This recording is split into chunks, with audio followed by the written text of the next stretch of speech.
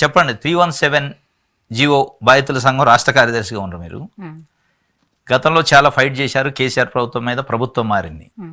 ప్రభుత్వం మారకముందు ప్రతిపక్షంలో ఉన్న రేవంత్ రెడ్డి గారు పీసీసీ అధ్యక్షుడిగా ఉన్నారు. ఆయన కలిశారన్నారు మీరు. గాంధీ జయంతి రోజు October 2, 2023 48 అవర్స్లో మీ సమస్య పరిష్కరిస్తున్నారు. అవును సార్. ఎంతవరకు అయింది, అసలు ఏమైంది పరిష్కారం? పరిష్కారం అంటే సార్, పరిష్కారం ఇది నిజం చెప్పాలంటే సార్, గత ప్రభుత్వం మా పైన వదిలిన ఒక యమపాశం. ఈ యమపాశానికి ఎంతో మంది బలైపోతున్నారు. అయినా కూడా దాని గురించిన అసలైన పట్టింపు లేకుండా ఎవరికి వారే యమునా తీరే అన్నట్టుగా మన రాజకీయ నాయకులు ప్రవర్తిస్తున్న విధానం, ఈ ప్రభుత్వాల తీరు తెన్నులు చూస్తుంటే అసలు న్యాయం జరుగుతుందా, మనం ఎంత పోరాడినా, మనం ఎంత అడిగినా అసలైన బాధితునికి న్యాయం జరుగుతుందా అన్న ప్రశ్న మా అందరిలో తలెత్తుతుంది సార్. అయితే మాకు రేవంత్ రెడ్డి గారు 2023 గాంధీ జయంతి రోజు మాట ఇవ్వడం జరిగింది. అందులో ఏమున్నది, ఆ జీవోలో ఏమున్నది, చింపి పడేయచ్చు. అంతగానం ఏమున్నది, అంతగానం ఇంత ఇబ్బంది పెట్టడానికి. ఉద్యోగి కష్టం కూడా భరించలేని ప్రభుత్వము, ఉద్యోగి కష్టం కూడా తీర్చలేని ప్రభుత్వము, అది ఏం ప్రభుత్వము? మేము ప్రభుత్వంలోకి వచ్చిన 48 గంటల్లోని మేము దీన్ని తీర్చేస్తాము. ఇట్స్ నాట్ అ గ్రేట్ అన్న విధంగా సార్ గారు మాట్లాడారు. అంత బాగా మాట్లాడారు సార్. ఇప్పుడు మళ్ళీ ఒక సంవత్సరం అయింది, మీరు మాకు హామీ ఇచ్చి మరొక సంవత్సరం అయిందని మేము ఈ సంవత్సరం గాంధీ జయంతిన October 2వ తారీఖున మేము గాంధీ భవన్ కి శాంతి ర్యాలీగా వెళ్ళడం జరిగింది. భారీగా దగ్గర ఒక 3000 మంది 317 బాధితులు మొత్తం రాష్ట్ర వ్యాప్తంగా మేము అక్కడికి చేరాము. చేరినాము, మా బాధనంతా వెళ్ళబోసుకోవడం జరిగింది. అక్కడ ఉన్న పిసిసి చీఫ్ వాళ్ళందరూ రేవంత్ సార్ అక్కడ సెలబ్రేషన్స్ కి వస్తారు అని మేము ఆశించినాం. రేవంత్ రెడ్డి గారు కలిసిండా? మాకు రేవంత్ రెడ్డి గారు కలవలేదు. అదే మేము చాలా ఉధృతంగా మారుతుంది అది. ఒక్కొక్క వేల సంఖ్యలో చేరుతున్నారు. సో వెంటనే ఏం చేశారు, కొంతమందిని మాలో కొందరు నాయకుల్ని చర్చలకి పిలిచారు. చర్చలకి పిలిచారు. మేము చాలా ఖచ్చితంగా ఉన్నాము, మాకు ఆ రోజు ఏదో ఒక న్యాయం జరగాలని. ప్రతి ఒక్కరు దూర ప్రాంతం నుండి, నిజం చెప్పాలంటే సార్, ఒక్కొక్కరు రావాలంటే 12 గంటలు 8 గంటలు అన్ని గంటలు జర్నీ చేసి వాళ్ళు రావాలి ఇక్కడికి. అంతంత జర్నీలు చేసి కూడా వాళ్ళు వచ్చారు. ఎందుకంటే ఆ రోజు ఏదో న్యాయం జరుగుతుంది, కాంగ్రెస్ ప్రభుత్వం మాకు న్యాయం చేస్తుంది.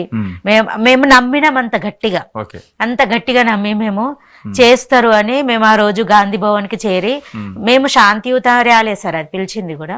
బట్ అక్కడికి వచ్చాక మా బాధను మేము వెళ్ళబోసుకోవడం జరిగింది. అట్లా ఒక్కొక్కరికి ఒక్కసారిగా 3000-4000 మంది రీచ్ అవుతుండేసరికి వెంటనే ప్రభుత్వం స్పందించి మమ్మల్ని చర్చలకు పిలవడం జరిగింది. ఆ లోపలికి చర్చలకు వెళ్ళిన వాళ్ళు నేను కూడా ఉన్నాను. పిసిసి చీఫ్ బొమ్మ మహేష్ కుమార్ గౌడ్ గారు, మంత్రి కొండ సురేఖ మేడం, అండ్ క్యాబినెట్ మన 317 జీవో సబ్ కమిటీలో సభ్యులుగా ఉన్న మంత్రి గారు పొన్నం ప్రభాకర్ గారు, బల్మూరి వెంకట్ గారు, ఈ నలుగురు మాతో చర్చల్లో ఉన్నారు. మాతో చర్చల్లో మాట్లాడినప్పుడు కూడా నేను కూడా చాలా భావోద్వేగంతో మాట్లాడినా. ఎందుకంటే సార్ మేము ఈ పండుగ, దసరా పండుగ ఉంది, అప్పుడు బతుకమ్మ పండుగ ఉంది, మేము తెలంగాణ ఆడపడుచులమే. మాకు తెలంగాణ ఆడపడుచులకు ఒక కట్నంగా మా జిల్లాకు మమ్మల్ని పంపండి, మేము కొంగు చాచి అడుగుతున్నాను కూడా అట్లా గిఫ్ట్ గా అన్న మాకు ఒక న్యాయం చేయండి, మా కోసం ఒక సబ్ కమిటీ వేశారు, మాకు న్యాయం చేయాలని మీ మనసులో ఉంది, అప్పుడు మీరు మాకు వెంటనే న్యాయం చేయండి. ఆడపడుచులు, ఆడవాళ్ళు, మహిళలు చాలా ఇబ్బంది పడుతున్నారు. దూర ప్రాంతాల్లో ఒంటరిగా ఉన్నా కష్టమే, జర్నీలు చేసినా వాళ్ళ ఆరోగ్యం సహకరించదు. మరి ఇంకా ఎట్లా సార్ అని చెప్పేసి మేము బొమ్మ మహేష్ కుమార్ గౌడ్ గారిని, సురేఖ అక్కను కూడా బాగా, అక్క నీ ఇంటి కష్టం వస్తే అక్క నువ్వు తప్పకుండా మా కష్టం తీరుస్తావని అంటారు.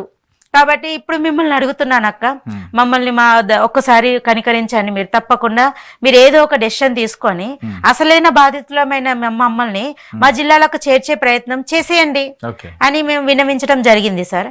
అప్పుడు ఆ రోజు ఏమైందంటే పొన్నం ప్రభాకర్ గారు ఉండి, రేపు మేము మహేష్ కుమార్ గౌడ్ గారు కూడా ఏమన్నారంటే, రేపు దామోదర్ రాజనరసింహ సారు, శ్రీధర్ బాబు, పొన్నం ప్రభాకర్ వీళ్ళు సబ్ కమిటీ మంత్రులు కదా, వీళ్ళ ముగ్గురితో మీకు ఒక మీటింగ్ ఏర్పాటు చేస్తాము, రేపటితోటి మీకు కంప్లీట్ చేసేస్తాము, ఆ 317 సమస్యనే క్లీన్ చేసేస్తాము, దానికి ఒక సొల్యూషన్ చేసేస్తాం, ఇంకా మీరెవరు భయపడద్దు, మీరెవరు బాధపడద్దు, మాకు అర్థమైంది, మా దృష్టికి తీసుకొచ్చారు, మేము ఇప్పుడే నేను ఫోన్ చేసి మాట్లాడతా అని వాళ్ళు అప్పటిదప్పుడు వాళ్ళతో మాట్లాడుకున్నారు. ఏం చేస్తారో తెలియదు, మమ్మల్ని అయితే మీరు రేపు రండి, ఎవరైతే నాయకులు ఉన్నారో వాళ్ళు రేపు రండి, రేపు తప్పకుండా మీతోని మంత్రులతో సమావేశం ఏర్పాటు చేసి పరిష్కారం అనేది విత్ ఇన్ ది అవర్స్ లో కంప్లీట్ చేసేస్తామని చెప్పారు. మేము ఎంతో ఆశగా, మేము ఎంతో ధైర్యంతో మా పిలుపు మేరకు వచ్చారు కదా వాళ్ళందరికీ కూడా మేము తెలియజేయడం జరిగింది. ఇట్లా మనకు మాట ఇచ్చారు, మనం వాళ్ళని నమ్మాలి. ఎందుకంటే ప్రభుత్వాన్ని నమ్మితేనే కదా మనకు కావాల్సిన సమస్యలు కూడా నెరవేరుతాయి. వాళ్ళకు అది ఉంది, వాళ్ళలో ఆ ఆలోచన ధోరణి ఉంది, మన పట్ల ఆలోచించే ధోరణి ఉంది. అందుకే ఒక సబ్ కమిటీ వేశారు. ఇన్ని నెలలుగా వాళ్ళు ఎన్నో మీటింగ్స్ కండక్ట్ చేస్తున్నారు.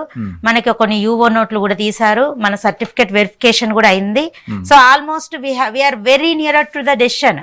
సో ఈ మూమెంట్ ఆఫ్ టైమ్ లో మనం ఎవ్వరము అంటే అధైర్యపడవద్దు, ఎవ్వరూ మనం మానసిక చలనత్వాన్ని కోల్పోవద్దు అని చెప్పేసి వాళ్ళందరికీ ధైర్యం పోసి, మేము రేపు మాట్లాడతాము, మీకు ఏదో ఒకటి తేల్చి చెప్తామని చెప్పేసి వాళ్ళందరికీ ధైర్యం నింపి పంపడం జరిగింది.